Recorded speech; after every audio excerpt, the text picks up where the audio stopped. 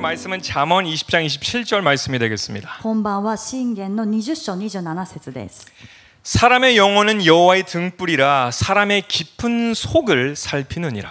人間の息は主の灯火、腹の底まで探り出す。 아멘. 오늘은 조금 깊은 것에 대해서 좀 생각을 해볼 텐데요. 今晩は結構深いところに入って考えてみたいんですね。 근데 지금 먼저 말씀을 드리자면 여성분들보다는 남성분들이 더 좋아할 메시지가 될 것 같아요. でもきっとあらかじめ皆さんにお伝えすると、女性よりは男性の方が好むそういうメッセージの内容かなとも思います。 그리고 사실은 제가 이 말씀을 주제로 하려고 많은 고민을 했는데 で、今日もですね、このメッセージの準備しながらこれをタイトルにして、いろんな悩みがあったんですけども 근데 주님께서 자꾸 일본 분들에게는 이런 지성적인 것에 대해서 설명을 해야 될 필요가 있다라는 것을 말씀해 주시더라고요. でもその悩んでいる中でも主は私に持続的に日本の方々にもこの知性の中で理解するようなそういうメッセージを伝えなさいという重みをくださったんですね。 그래서 성경의 말씀이 단순히 어떤 종교적인 기록들이 아니라 ですから聖書の御言葉がただ宗教的な記録としてではなくて 얼마나 위대한 지혜와 과학이 있는 것인가 여러분 이 말씀을 통해서 깨닫게 될 것이에요. どんなに素晴らしい知恵とまた科学がここに隠されているということを皆さん今晩メッセージをこの御言葉を通して悟るようになると思います。 아멘. 믿으시면 크게 아멘 하시길 信 바랍니다. じるならば大きくアメンしましょう。アメン。アメン。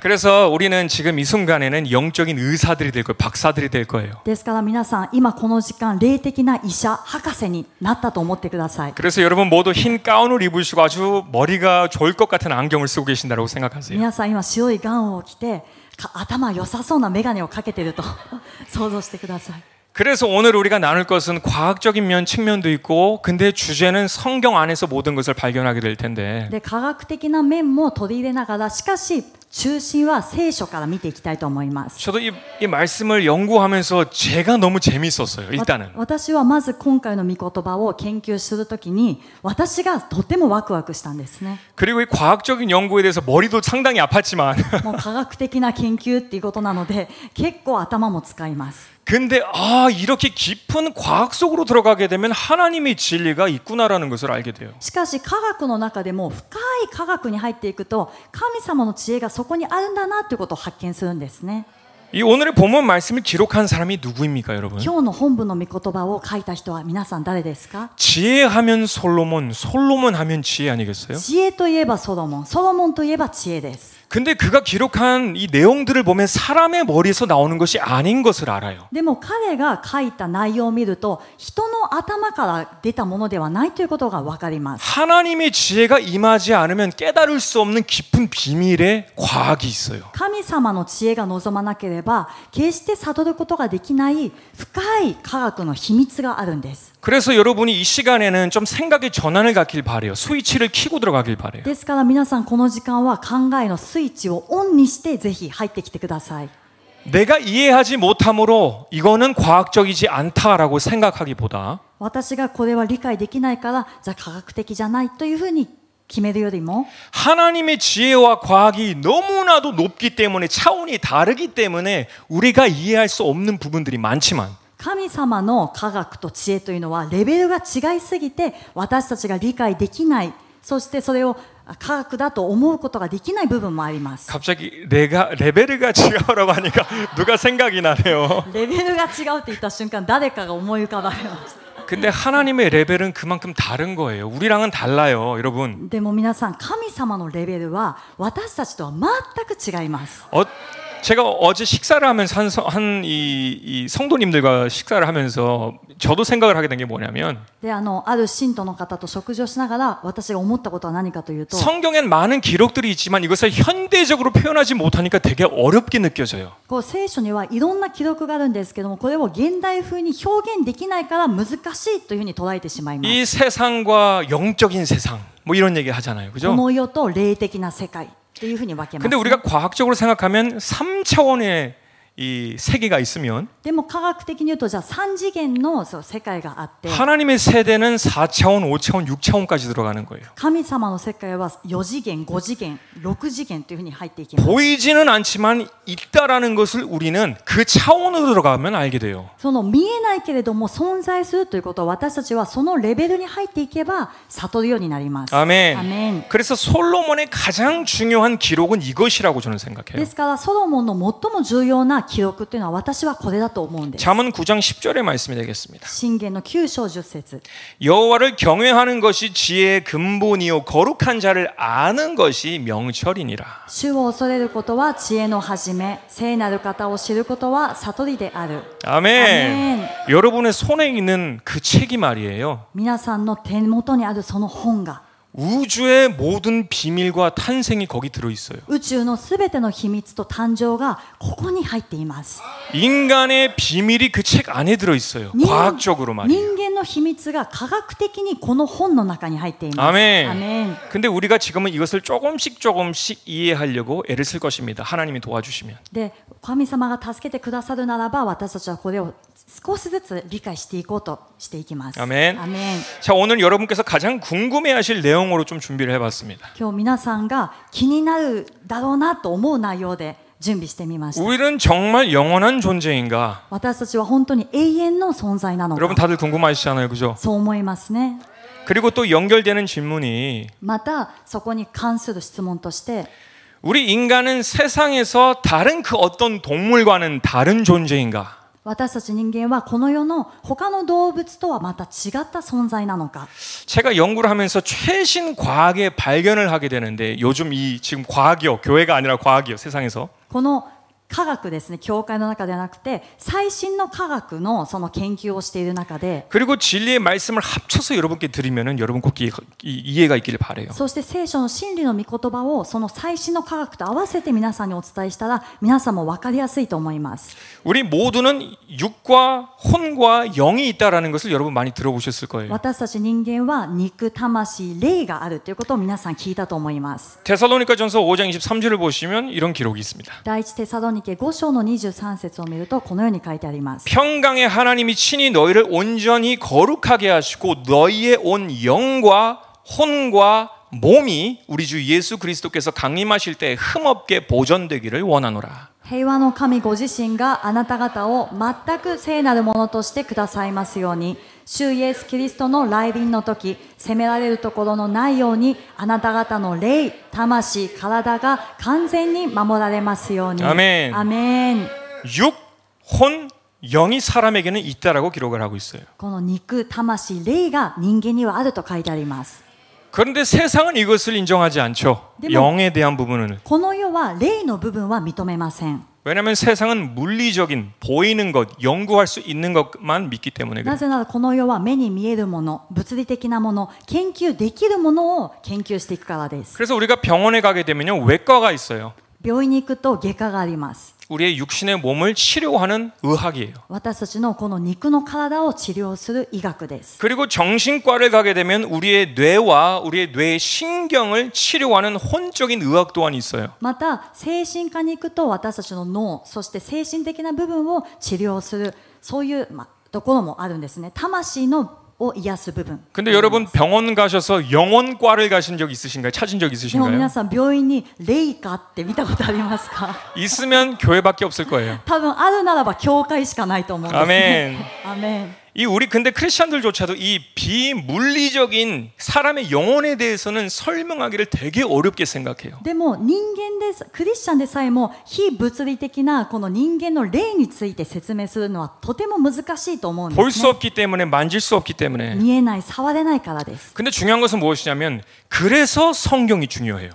でも重要なことは何かというと、だから聖書がすごく大事なんです。 하나님께서는 사람을 디자인하신 그 모습에 대해서 기록하고 있고요. 神様は人間をデザインされたそのデザインされたものを記録しておられます。 그리고 그 영혼을 가진 사람이 어떻게 반응하느냐를 성경을 통해서 볼 수가 있어요. そして霊を持った人間がどのように反応するかということも聖書を通して見ることができます。 그래서 그 사람 안에 있는 영혼을 물리적으로는 볼 수 있지 못해도 だから人の中にある霊を物理的には見ることはできないけれども 그 사람 안에 영을 놓으신 그 사람의 반응을 통하여서 그 사람의 영이 있다라는 것을 알게 돼요. しかしその霊が入っている人間の反応を通してこの人の中に霊があるのかないのかということを見ることはできるんですね。 아멘. アメン。 그래서 영이라는 것은 우리가 성경을 통해서 보게 되면 많은 것을 발견할 수 있게 돼요. ですから霊というものを私たちが聖書を通して見るならばとても多くのものを発見するようになります。 아까 본문 말씀을 보시면 사람의 영혼은 여호와의 등불이라 사람의 깊은 속을 살피느니라라고 기록했어요. 先ほどの本文の御言葉、人間の息は主の灯火、腹の底まで探り出すと書いてあります。 사람의 영혼은이라고 했어요. それは 생기라고도 하고요. 人間の息、人間の命はという意味なんです、ね。 근데 이것을 AMP 성경으로 보게 되면 어떻게 등장하고 있냐면은 しかしこれを他の翻訳で見るとどのように書いてあるかというと 사람의 영혼을 의식으로 기록하고 있어요. 人のこの霊を의식意識として書いてあるんです。 conscience, 의식이에요. 사람의 의식. 人間の意識です。 오늘 집중적으로 사람의 의식에 대해서 그래서 파고쳐 볼 것입니다. 今晩は集中的に人間の意識について皆さんと分かち合っていきたいと思います。 여러분은 여러분의 정체성을 어떻게 알고 있나요? 나는 미나상은 누구라는 것을 어떻게 알고 있어요? 의식이에요. 皆さんが誰であるかということをどのように知っているかというと皆さんの意識で知っています。 누가 가르쳐 준 것이 아니라 여러분 태어나자마자 의식을 가지고 태어났어요. 誰かが教えてくれたものではなくて皆さんは生まれながら皆さんの意識を持って生まれてきました。 그리고 여러분 안에는 선과 악을 인식해주는 의식이 있어요. そして皆さんの中には善と悪をこれを認識できる意識があるんです。 누가 여러분에게 가르쳐 준 것이 아니라 이미 그 의식을 가지고 태어났어요. 誰かが皆さんに教えたのではなくてすでにこの意識を持って生まれました。 그리고 이것은 성경적인 것인데요. でこれはまた聖書的なものです。 죽음 후에 끝이 아니라 심판이 있다라는 것을 죽음에 대한 두려움을 통하여서 무의식적으로 우리에게 올라와요. そして 그게 의식이에요. この死んだ後には終わりではなくて裁きがあるということが私たちが無意識の中で知っているので死に対する恐れというのはみんなが持っているものなんです。 요즘 심심치 않게 AI나 슈퍼컴퓨터나 이런 발전을 많이 하고 있어요. 필요로 하기 때문에. 最近は必要としているということもあって AI とかスーパーコンピューターというのがとても発展している世の中です。 여러분 그래서 패밀리 레스토랑 가면 여러분 그런 보트들 하나씩 보셨죠? 皆さんファミレスとか行くとロボットが行き交っているのを見たことありますか？ 그래서 그 테이블까지 와요. テーブルまで来てくれるんですね。 근데 그것은 왜 で 그러냐면요. それは何でかというと 컴퓨터에다가 데이터를 프로그래밍합니다. そのコンピューターにデータをプログラミングします。 그리고 이미 지도를 가지고 있어요. 그 컴퓨터는 そのコンピュ 인식하고 ーター 있어요. は地図をもう持っていて認識してるんですね。 그래서 어디에 테이블로 보내라고 하면 그 테이블까지 가요. 혼자가 찾아서. だから何番テーブルまでこれを運びなさいということがインプットされているので一人でそこに向かっていきま 근데 す。 여러분 두 가지를 차이를 가지고 생각해야 되는 것은 뭐냐면 IQ와 인식의 차이예요. でも2つ私たちが違いを知らなきゃいけないのは IQ と認識意識の違いです。 아무리 슈퍼컴퓨터가 발전하고 또 앞으로 더 나아간다 할지라도요. これから先どんなにスーパーコンピューターとか AI が発展してどんどん前進していったとしても 그래서 더 많은 데이터를 저장해도 さらに多くのデータをこう入ってインプットして入れていっても 그 데이터 안에서 움직이게 되어 있어요. そのインプットされたデータの中でしか動けません。 그 울타리 안에서 있게 되어 있어요. 항상. いつもその囲いの中で動くようになっています。 그러나 인식이라는 것은 무엇이냐면요. しかし意識というものは何かというと 그 데이터를 벗어나요. このデータから外れることができます。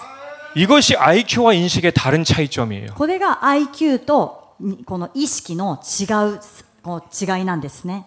많은 이 과학자들이 또 물리학자들이 뇌 신경을 연구하는 사람들이 발견하는 것이 무엇이냐면 最近多くのこの科学者たちまた物理学者たちが脳の神経を調べていて発見したものが何かというと 그게 기준이 되는 게 양자역학이 그렇게 중요하다라고 해요. 이것을 알기 위해서는. でこれを知るためには量子力学というものがとても重要になってくるんですね。 그래서 이 의식이라는 것이 어떻게 사람에게 왔는가를 자꾸 지금 공부를 하고 있어요. 왜냐하면 슈퍼컴퓨터를 만들려면 인간과 같은 AI를 만들려면 이 의식을 만들어야 되는데 그것을 발견하지 못하는 거예요. なぜならスーパーコンピューター AI をさらに発展させていくためには人間と同じ意識、認識をインプットしていかなければならないから、これを研究するためにみんなすごく力を注いで研究してるんですね。 그 울타리 안에서는 행동할 수가 있는데 그 울타리를 벗어나는 인식을 가질 수는 없는 거예요. 囲いの中ではインプットされた中で動き回ることができるけれども、この囲いから外れて自分で何か物事を考えることはできないということです。 그래서 앞으로의 과학의 연구가 어디로 갈 것이냐면요. で、今後の科学の研究はどこに向かうかというと、 의식이 어디에서 왔으며 意識は果たしてどこから来たのか、 왜 있으며 なぜあるのか、 그리고 이것이 태어나기 전부터 우리가 가지고 왔다라면 죽은 후에도 있을 수 있다라는 것이에요. そして彼らが言っているのは、これが生まれる前から私たちが持っていたものであるならば、私たちが死んだ後にも持っているというふうに言われています。 그러니까 그 의식은 지속된다라는 거예요. 영원하다라는 거예요, です 여러분. から皆さん、この意識は持続的なもの、永遠だと言われているんです。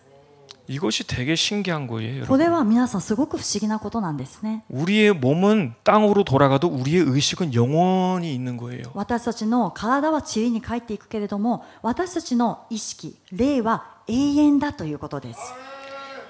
우리가 사람이 왜 동물과 다른 줄 아세요, 여러분? 皆さん、なぜ人間が動物と違うか分かりますか？ 여러분 알기 쉽게 아까도 말씀드렸지만 동물은 그 프로그래밍 안에서 사는 물체예요. 簡単に 생물이에요. 説明すると、動物はそのデザインされたプログラミングの中で生活する動物です。 그리고 성경의 기록 보면 되게 신기한 과학들이 많아요. 그래서 そして聖書を読んでみると、本当に不思議な 우리가 이해를 科学が 못하는 게 多いん 문제지. ですね。私たちがただ理解できていないだけなんです。 창세기 1장 21절 보시면요. 創世記1章の22節1節を見ると、 하나님이 큰 물고기와 물에서 번성하여 움직이는 모든 생물을 그 종류대로 라고 기록하고 있습니다. 神は海の居住と種類に従って水に群がりうごめくすべての生き物と種類に従って 날개 있는 모든 새를 그 종류대로 창조하시니 このすべと그 종류대로가 すべ 중요합니다. てのこの種類に従ってということが重要です。 24절, 25절을 보시면 그 생물의 종류대로 디자인하셨다라는 것을 볼 수가 있어요. 24、25節を見ても、すべての生物、動物は種類に従ってというのが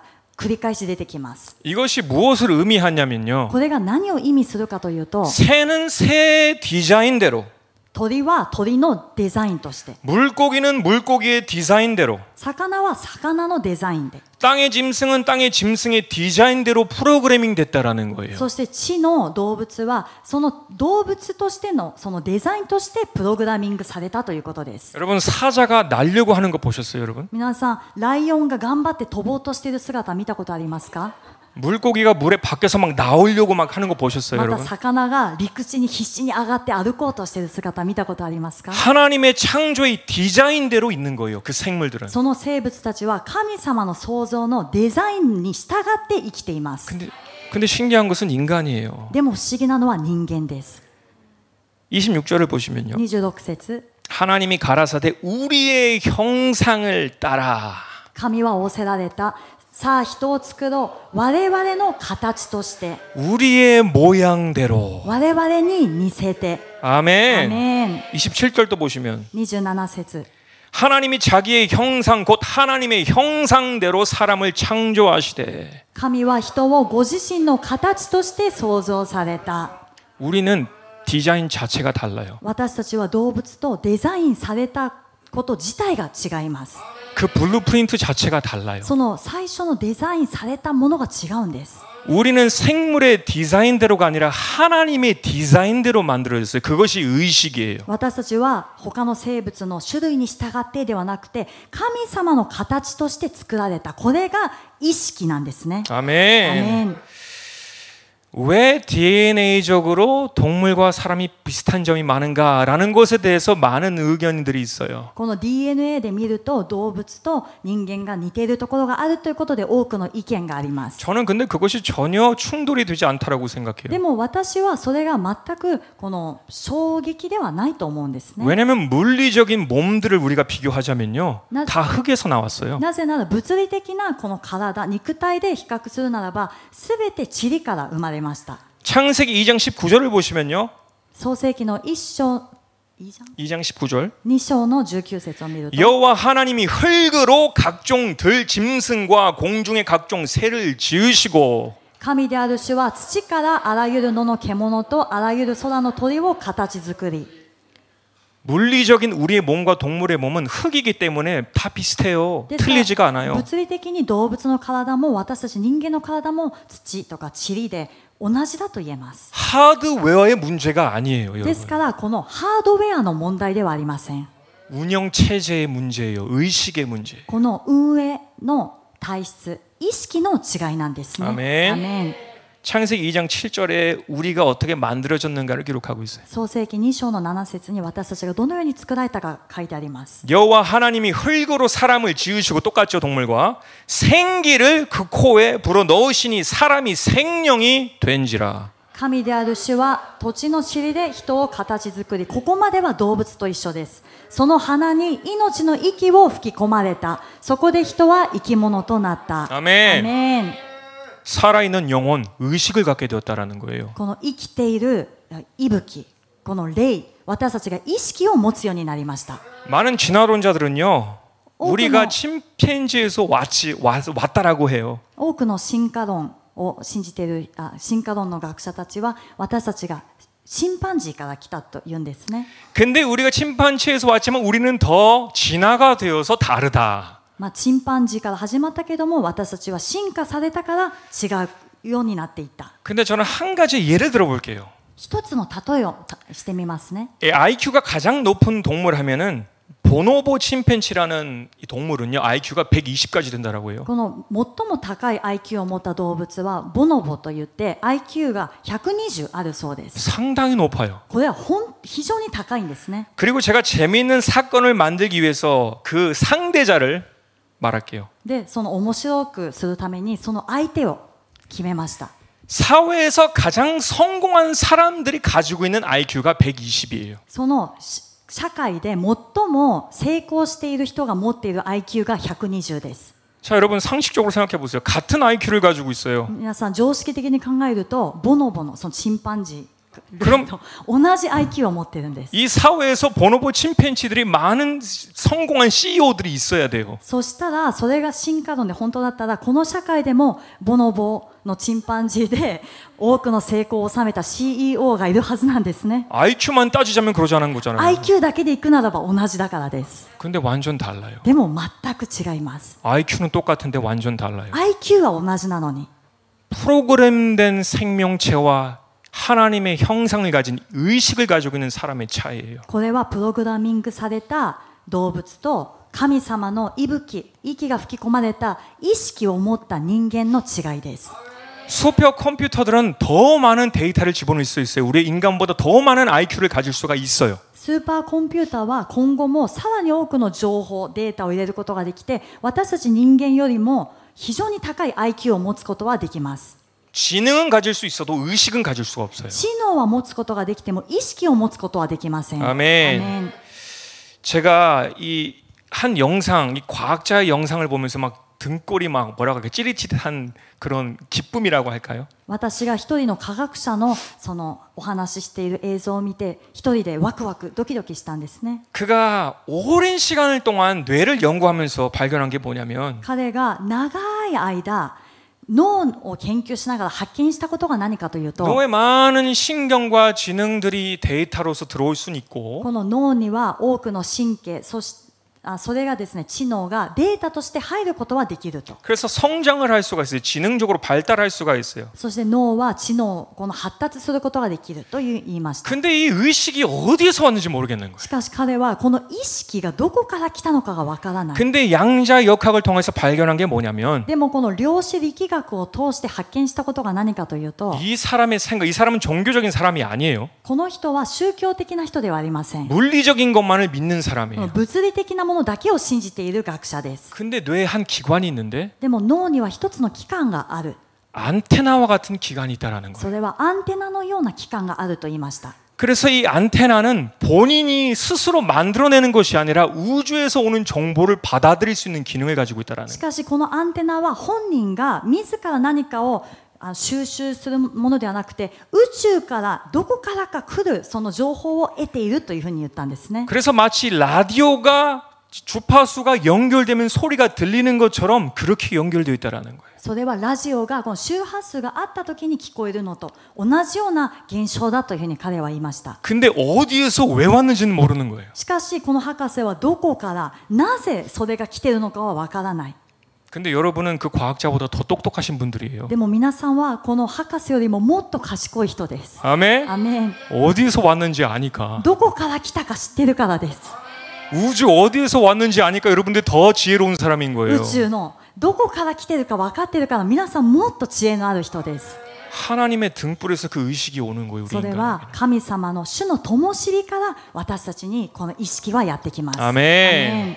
저는 그래서 다시 한번 확신을 했습니다. 私は確信したんですね。改めて 예수님 만나려면요. イエス様に出会いたいならば 정말 무식하거나 本当にがむしゃらなのか、 그래서 하나님의 은혜로 하나님을 만나거나 もう神様の恵みによってのみもうがむしゃらに生きて神様に出会った、 아니면 아니면 정말로 천재적인 사람이 되어서 あるいは本当に天才的な人になって 깊숙이 파고드니까 이것은 그냥 진화된 것이 아니다라는 것을 발견하는 사람과 研究して研究して研究した結果、これは進化してできたものではないなって発見するかのどっちかなんですね。アメン。 저는 여러분들이 똑똑해서 발견했다라고 말씀해 드릴게요. 私は皆さんが賢いから発見したというふうにお伝えします。 저는 머리가 좋은 사람이 아니어서 저는 하나님의 은혜로 하나님을 만나게 됐어요. 私は賢い人じゃないから神様の恵みで会ったことにします。 그래서 우리는 하나님의 살아있는 영을 가지고 있는 사람인 거예요. 私たちは神様の生きている霊を持った人間であります。 물론 살아있는 영과 죽어있는 영이 있을 수 있어요. もちろん死んだ霊、そして生きている霊はあります。 우리의 의식 속에서 하나님께서 우리를 바르게 인도하시고 원하시는 자리에 가게 되면 살아있는 영이 돼요. 私たちの意識の中で神様が私たちを呼ばれている方向に正しく導かれていく人は生きている霊になります。 근데 지속적으로 이 의식을 따라가지 않으면 바른 길을 따라가지 않으면 でも意識で自分の意識で持続的に正しい道に行こうってしていかないと、 진리를 향해 따라가지 않으면 この真理に向かっていかないと 그 영혼은 죽게 돼요. この霊というのは死んでしまいます。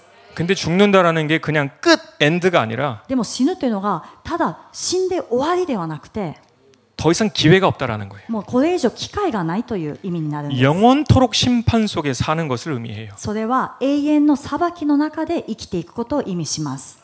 사도 바울은 로마서 2장 14절 15절에 이런 기록을 하고 있습니다. 使徒パウロはローマの2章の14節からこのように記録しています。 율법 없는 이방인이 본성으로 율법의 일을 행할 때는 이 사람은 율법이 없어도 자기에게 율법이 되나니. 律法を持たない異邦人が生まれつきのままで律法の命じる行いをする場合は、律法を持たなくても自分自身が自分に対する律法なのです。 이런 이들은 그 양심이 증거가 되어서 그 생각들이 서로 혹은 송사하며 혹은 변명하여 그 마음에 새긴 율법의 행위를 나타내느니라. 彼らはこのようにして律法の命じる行いが彼らの心に書かれていることを示しています。彼らの良心も一緒になって証しし、また彼らの思いは互いに責め合ったり、また弁明し合ったりしています。 아멘. 아멘. 여러분, 하나님의 계명은요 성경에만 있는 게 아니에요. 皆さん、神様の律法、戒めは聖書の中にだけ書かれているものではありません。 처음 의식을 통하여서 진리를 찾도록 우리를 만드셨어요. 最初意識を通して真理を探すように私たちを創造されました。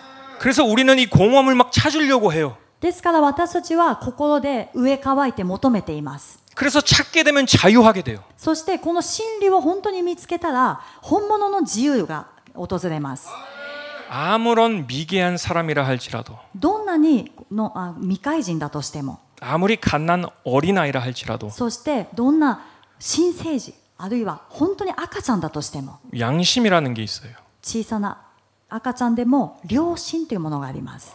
그것이 하나님의 등불 속에서 우리에게 허락되어진 의식이에요. それが神様の主のこの灯火の中で私たちに与えられた意識という部分です。 아멘. アメン。 그래서 사람만이 좀 특이해요. ですから人間だけが特別なんですね。 아주 작은 선한 일이라도 선한 일을 하면 즐거워요. 내가 행복해요. どんなに小さな良い行いだとしてもその良い行いをすると私たちは嬉しくなります。 그리고 아주 작은 어린아이라 할지라도 거짓말을 하고 부모님이 기뻐하지 아니하시는 그런 일을 하면 양심이 있기 때문에 찔림을 받아요. 죄책감이 で 생겨요. どんなに小さな子供だとしても両親が喜ばないことあるいは嘘をついたりするとこの責められて苦しくなるんです。 이 인간 세계를 돌아보면 왜 이렇게 많은 종교들이 있는가를 볼 수가 생각해 볼 수가 있잖아요. 그죠? この人間の世界を見てみるとなぜこんなに多くの宗教が存在するのかって思うその疑問を持つことがあります。 또 왜 이렇게 많은 중독들로 물들어져 있는가? またなぜこれほど多くの中毒もはびこっているのか。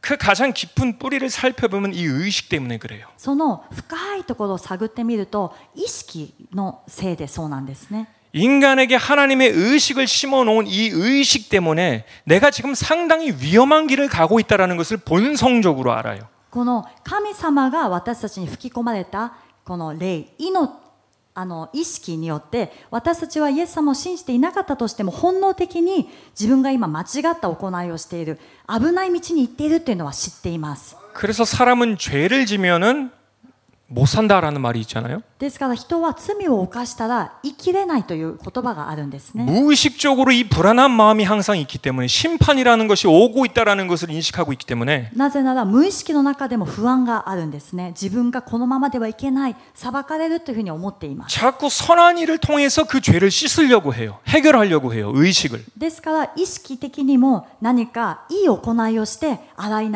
そうなかったことにしようというのが人間の行いです。 조금이라도 착한 일을 더 하면은 괜찮겠지.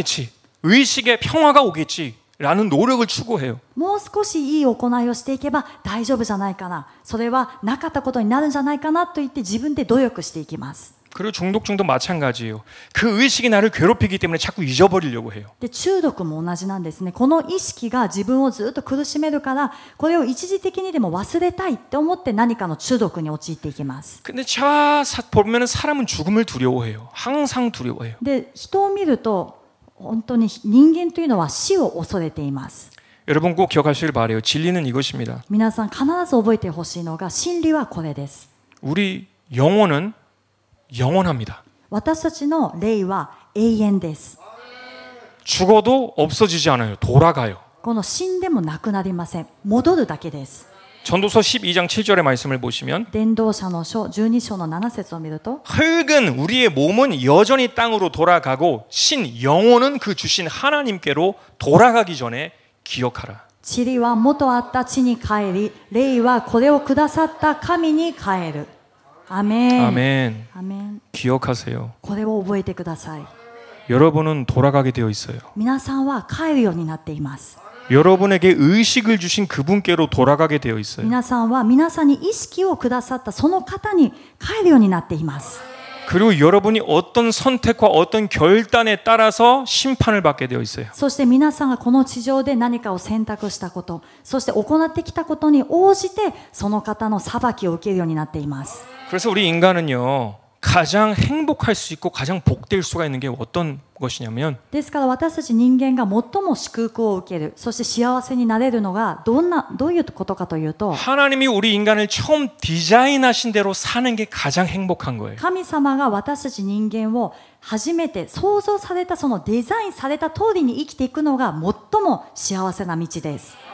하나님이 주신 의식대로 따라 순종해서 사는 것이 인간에게는 가장 큰 행복이고 자유예요. 神様がデザインされたその意識を持って私たちが従順して従って生きていくときに人間にとってはそれが最も大きな祝福でありまた幸せになります。 다른 선행으로도 다른 어떤 방법으로도 우리의 이 의식, 심판에 대한 의식을 지울 수가 없어요. 평안은 올 수가 없어요. どんないい行いをする、そして他のことを中毒で、紛らわしてみようと思っても私たちの裁きに対する恐れというのは消えることはありません。 왜냐하면 왜 우리가 이 심판에 대한 두려움을 갖고 있는가? 죄가 해결돼야 되기 때문입니다. なぜ私たちが裁きに対しての恐れを持っているのか。それは私たちの罪が解決されなければならないからです。 요한복음 8장 32절에 이런 말씀, 여러분 잘 아시는 말씀 ヨハ 있잖아요. ネ8章の32節にはこう書いてあります。 진리를 알지니 진리가 너희를 자유케 하리라. そしてあなた方は真理を知り、真理はあなた方を自由にします。アメン。 이 진리가 자유를 가져온다라는 진정한 의미를 여러분 알고 계십니까? 真理が自由をもたらすという本当の意味を皆さんご存知ですか？ 어떤 육신의 자유를 말하는 것 같아요? 何か肉の解放とか自由を意味していると思いますか？ 아니면 어떤 혼적인 자유를 말하는 것 같아요? あるいは魂の領域での自由を意味していると思いますか？ 그것은 부록적인 것이에요. 엑스트라예요. それは付録ついてくるものなんですね。 진리를 발견하게 되면 어디에서 자유가 오냐면 의식에서 자유가 와요. 真理を発見したらどこから自由が来るかというと意識の中から自由がやってきます。 죽고 나서 하나님 앞에 나아갈 때 있을 심판에 대한 불안감과 두려움 속에서 우리를 자유케 하는 것이에요. 死んだ後、主のその裁きの御座に立つ時の恐れ、その恐れ、罪からの解放によってその恐れがなくなる、そこから自由になるという意味です。 왜 예수님께서 우리를 위해서 죽어 주심을 통하여서 우리의 죄가 해결됐기 때문에. なぜならイエス様が私たちのために死んでくださったことによって私たちの罪が解決されたからです。 아멘. 나의 의식은 오늘도 심판의 때가 올 거야. 준비해야 돼라고 말하고 있을 것입니다. 私たちの意識は今日も裁きの日は近い、備えなさいと言っていると思います。 이 땅에서도 우리는 영원토록 법을 피할 수가 없어요. 언젠가는 걸리게 되어 있어요. 언젠가는 그 심판이 오게 되어 있어요. この地上においても私たちはその律法から逃れることはできないんですね。いつかはその立ち向かわなければならない。いつかはやってくる時間です。 인간의 모든 법과 율법의 가장 근본으로 나가면 하나님의 의식 속에서 있어요. 人間の律法、そして法律、この最も根本の部分に戻っていくと神様の意識というものがあります。 저는 요즘은 좀 걱정되는 게 교회 세상에서도 물론이고 교회 안에서 자유를 외쳐요. で私は最近心配していることが最近の教会、そしてこの世の中でもそうですけれども自由自由というふうに言うんですね。 근데 그것은 진짜 자유를 몰라서 그러는 거예요. でもその中には本物の自由を知らないから宣言している人が多くいます。 우리는 하나님의 은혜가 있으니까 우리는 죄를 져도 자유한 것처럼 얘기를 해요. 私たちは神様の恵みがあるから罪を犯しても自由だという形で言います。 괜찮은 것처럼 얘기를 해요. 大丈夫だという形で言います。 그것은 자유가 아니에요. これは自由ではありません。 여러분을 지옥으로 끌고 가게 되는 덫이 됩니다. それは皆さんを地獄に引っ張っていく罠になってしまいます。 사탄 숭배자가 가지고 있는 사탄의 경전이라는 게 있어요. 성경이라는 게 있어요. 그들에게도. この悪魔崇拝者が持っている彼らにとっての聖書のようなものがあるんですね。 근데 거기에 가장 첫 번째 계명이 뭔 줄 아세요? 그들도 계명이 있어요. 따라하니까. 皆さん彼らにも戒めみたいのがあって一番最初に出てくる戒め何か分かりますか？ 너의 뜻대로 해. あなたがやりたいままに行いなさい。 너의 마음대로 살아. あなたがやりたいままに生きていきなさい。 이게 자유 같죠?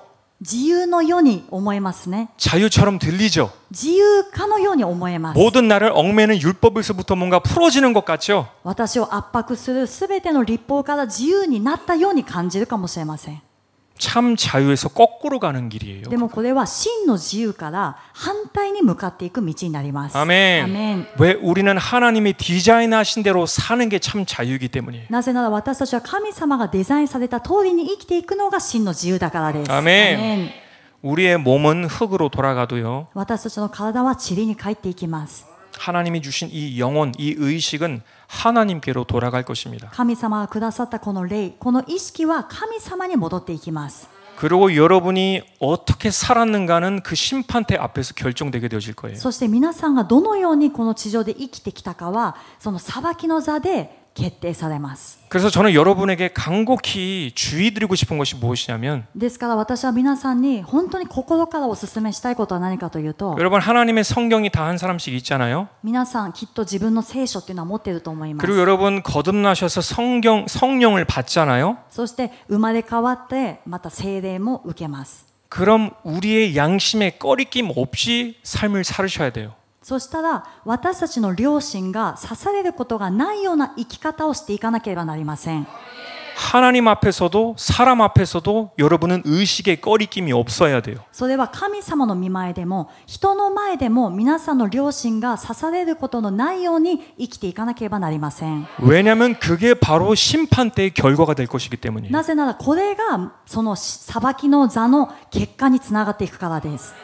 성경은 신화도 아니고 この聖書は神話でもないし 어떤 문학적인 책이 아닙니다. 何か文学的な本でもありません。 가장 지혜로운 과학적인 책이다라는 것을 여러분 인식하셔서 最も知恵のある科学的な本だということを皆さん認識して 우리 인간은 영원토록 사는 존재다라는 것을 기억하시고 私たち人間は永遠に生きる存在であるということを覚えてください。 주님 만나는 그 날을 준비하시는 저와 여러분이 되시기를 축복합니다. そして主に会うその日を備える皆さんと私になるように主の皆で祝福いたします。 우리 같이 アーメン 기도하시겠습니다. お祈りします。